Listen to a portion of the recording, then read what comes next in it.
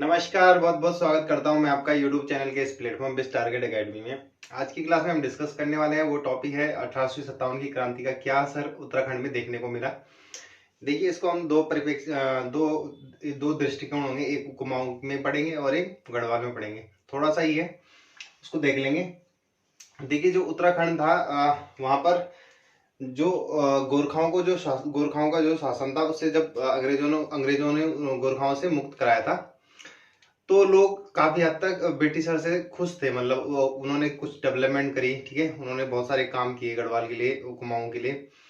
तो ये लोग ज्यादा मतलब उनसे डिसएग्री नहीं करते, मतलब एग्री करते थे उनके काम से और खुश थे, मतलब ठीक है। ऊपर से इस टाइम 1857 की क्रांति में किसका शासनकाल था? हेनरी रैमजे का, जो कि एक उदारवादी शासक और बहुत ही जो दिलों में छाया हुआ था उत्तराखंड के स्थानीय लोगों के दिल में, ठीक है।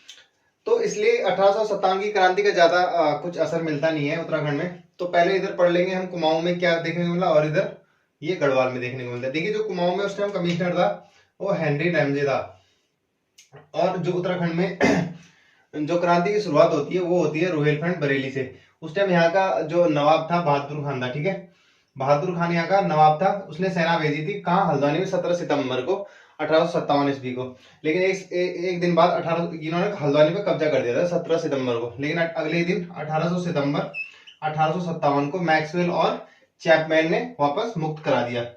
अब पढ़ते हैं कालू मेहरा के बारे में, जो कि चंपावत की बिसुम घाटी के निवासी थे। इन्होंने एक संगठन बनाया था क्रांतिवीर, और जो इनको क्या बोला जाता है? उत्तराखंड का प्रथम स्वतंत्रता सेनानी, ठीक है। किसको? कालू मेहरा को, इसलिए इंपॉर्टेंट हो जाते हैं। और इनके साथ जो अन्य लोग थे वो थे आनंद सिंह भरतवाल और बिशन सिंह, ठीक है। ये तो कुमाऊं में था, ठीक है।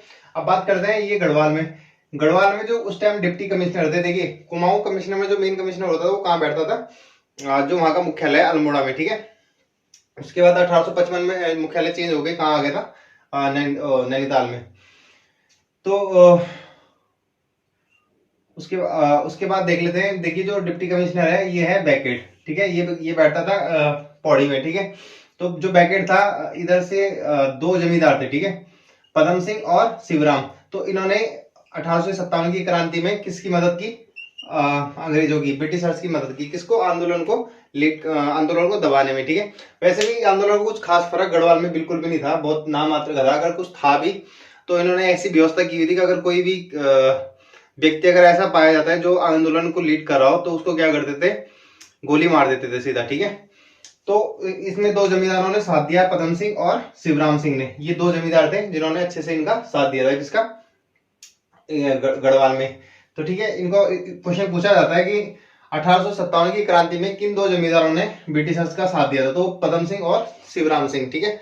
तो यहाँ से ये क्वेश्चन बनता है। उसके बाद नेक्स्ट चैप्टर हमारा हो जाता है जनता जागरण, जिसमें हम बहुत सारी जो सभाएं पढ़ेंगे, ठीक है। क्योंकि अब इसके बाद क्या होता है, धीरे धीरे जनता में आक्रोश बनना शुरू हो जाता है। और क्योंकि बहुत सारी जैसे कुली बेगारी आंदोलन हो गया, कुछ इस तरीके की घटनाएं हुई कि धीरे धीरे जनता जागरूक होने लगी। इस टाइम तक जनता पढ़ी लिखी भी नहीं थी। धीरे धीरे जैसे जैसे करके जागरूक हुई, क्योंकि पत्रकारिता भी उसमें बहुत महत्वपूर्ण भाग लेने लगी। जैसे कि बद्रीदत्त पांडे जैसे अल्मोड़ा अखबार निकला 1871 में।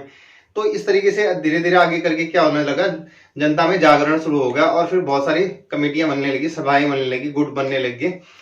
तो इस तरीके से हम आगे अब नेक्स्ट क्लास में इसको देखेंगे। चलिए फिर मिलते हैं नेक्स्ट क्लास में, तब तक के लिए धन्यवाद, जय हिंद।